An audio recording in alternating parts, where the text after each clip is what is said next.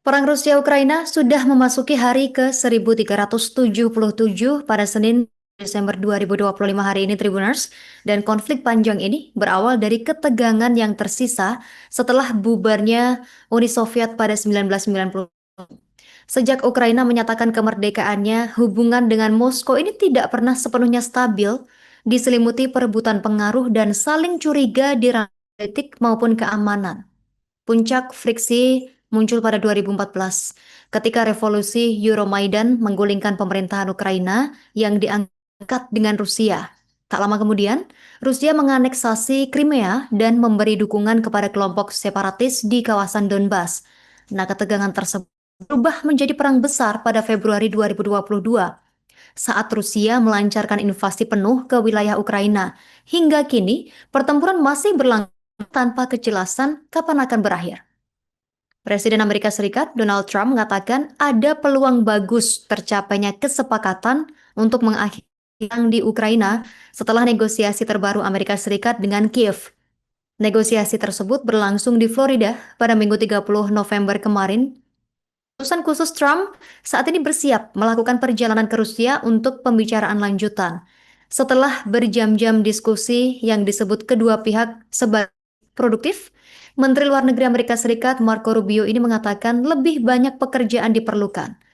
Sebuah sumber dari delegasi Kiev menyebut diskusi tidak mudah karena pembicaraan ini menjadi persiapan untuk kunjungan utusan Trump, Steve Witkoff, ke Moskow pada Selasa 2 Desember 2020 besok. Presiden Rusia Vladimir Putin menegaskan perang akan berakhir jika Ukraina menyerahkan wilayahnya. Rusia ini mengincar beberapa wilayah Ukraina, Tribuners, seperti Donbas, yang meliputi Donetsk dan Luhansk, serta beberapa lainnya yang direbut selama perang sejak Februari 2022. Menurut Putin, Rusia akan mengakhiri serangan jika Ukraina menarik pasukannya dari wilayah-wilayah tersebut. Jika tidak mundur, atau tidak juga mundur, dikatakan Putin, pasukan Rusia ini akan merebutnya dengan paksa. Pasukan Rusia secara perlahan namun pasti bergerak melintasi Ukraina Timur dalam pertempuran melawan pasukan Ukraina yang kalah dalam jumlah personel dan persenjataan. Nah, Rusia saat ini menguasai sekitar 20% wilayah Ukraina. Masalah penyerahan wilayah ini salah satu hambatan terbesar dalam proses kesepakatan damai yang ditengahi Amerika Serikat. Isu penting lainnya dalam perundingan ini adalah jaminan keamanan negara-negara Barat untuk Ukraina.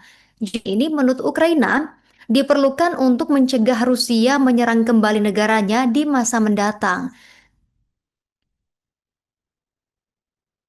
Mantan Panglima Militer Ukraina Jenderal Purnawirawan Valery Fedorovich mengatakan hanya tiga hal yang bisa benar-benar menjamin keamanan negaranya.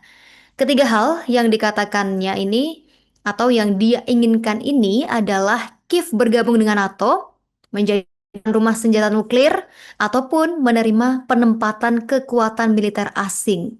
Keinginan Ukraina memiliki senjata nuklir ini juga dikecam keras oleh Rusia Tribuners yang berpendapat bahwa retorika tersebut hanya akan meningkatkan ketegangan yang semakin mendekatkan perang global. Jaminan keamanan untuk Ukraina ini tidak dapat mencakup keanggotaan NATO atau senjata nuklir. Ini diungkapkan Senator Amerika Serikat Lindsey Graham menanggapi opini yang ditulis oleh mantan komandan militer di Kiev, Valery Zaluzhny. Nah, dalam sebuah opini yang diterbitkan The Telegraph pada Sabtu kemarin, Zaluzhny yang kini menjabat sebagai duta besar Ukraina untuk Inggris menulis bahwa jaminan keamanan yang efektif dapat mencakup keanggotaan NATO, penempatan senjata nuklir di wilayah Ukraina, atau kontingen militer sekutu yang besar yang mampu menghadapi Rusia. Nah, dalam sebuah unggahan di X keesokan harinya, Graham menulis bahwa pengaturan yang dijelaskan oleh Zaluzhny jauh melampaui apa yang diinginkan. Dikatakannya sangat penting pada saat kritis ini, analisis apapun harus memenuhi uji kelayakan. Jaminan keamanan yang disebutkan termasuk aksesi ke NATO dan penempatan senjata nuklir di Ukraina menurutnya tidak akan berhasil. Nah, Ukraina mengajukan permohonan untuk bergabung dengan NATO pada tahun 2022 lalu, sementara negara-negara Eropa termasuk Inggris dan Prancis telah menyatakan kesiapan untuk mengerahkan pasukan multinasional ke Ukraina setelah gencatan senjata dicapai dengan Rusia.